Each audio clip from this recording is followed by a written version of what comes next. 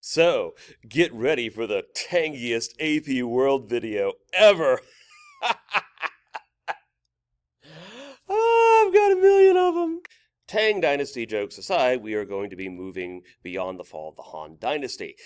If you haven't watched the intro to this video, you should probably stop what you're doing now and fix that.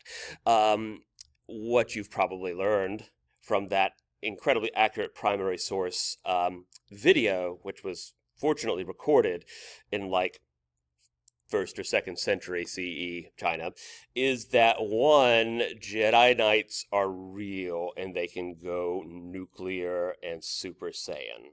If you believe, like a loser, that that source was maybe just kind of metaphorical and exaggerative, maybe the kernel of truth you could get from that is that the end of the Han Dynasty and the end of any dynastic period in Chinese history is fraught with chaos and lots of violence, including people turning into fireballs and waves. Between the years 220 CE to 589 CE, China had the misfortune of having count them, six different dynasties. First, there was the Three Kingdoms period, where there really wasn't any one dynasty in control. Shout out to my boy Cao Cao, leader of Wei here. But basically, the Three Kingdoms here fought for control of the majority of China, and most of the fighting was very indecisive, though it does lead to one of the more important works in Chinese history and mythology called Romance of the Three Kingdoms. Which is basically the Chinese equivalent of the Iliad. Then we get the Jin Dynasty, 265 to 420, but it was divided between its eastern and western parts, and it's very heavily Buddhist.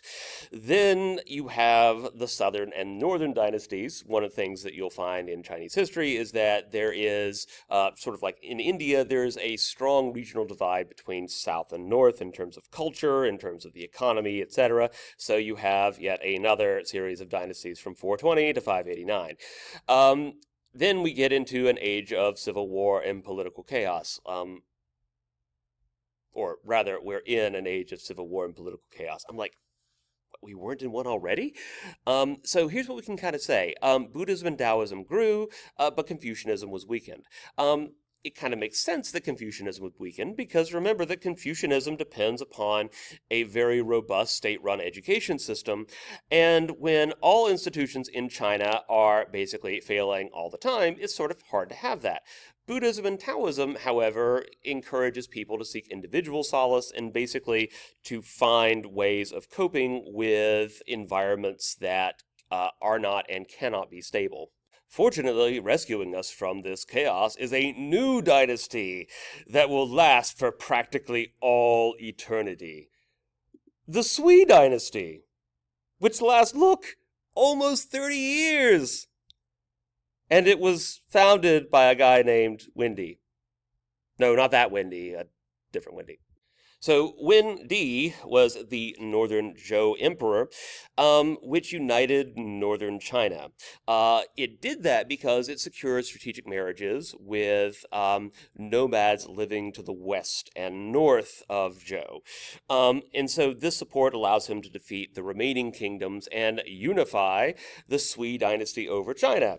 And so Wen Di read the room and basically decided that he was going to allow people to order from the value menu. I mean, he was going to lower taxes and save them some money, establish granaries, basically do the things that we expect a centralized government to do. Now, he was Buddhist, and he does try to sort of expand Buddhism. But unfortunately, and forgive me as I say probably the harshest thing I'm going to say today, great people give birth to great disappointments. So we have Yang, the son of Wen, and in case you didn't know why he was a great disappointment, I wonder how he could possibly screw things up when, for example, it's on a slide that says Sui collapse. Though, admittedly, that may or may not have been his fault. So he continues conquest of territory, continues to unify China further, He drives back nomads, which are sort of a perennial problem for any Chinese dynasty. He does create a milder legal code.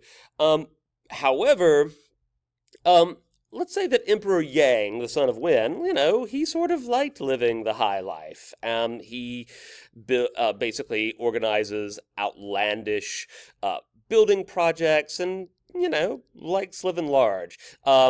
So he actually builds a new capital for himself, new palaces. However, he does organize the Grand Canal. We'll talk about that in just a little bit. Also, he does support the reemergence of Confucian education. During this time period, you do have the reemergence of the Confucian examinations for the bureaucracy. From 611 to 614, he basically does something that a lot of semi-suicidal empires do, which is attack Korea once the dynasty gets unified. There's at least one other situation where that happens, looking at you, Toyotomi Hideyoshi. But anyway, he was seen as so extravagant and demanding that his ministers basically get him to go into early retirement. And by early retirement, I mean they kill him. But the Sui do accomplish something that's absolutely groundbreaking. A Grand Canal. Get it? Groundbreaking. Grand Canal. So it may not be as fun as the Great Wall, which of course you can see from space, but it probably is long term a bigger deal. The Great Wall is good at keeping people out.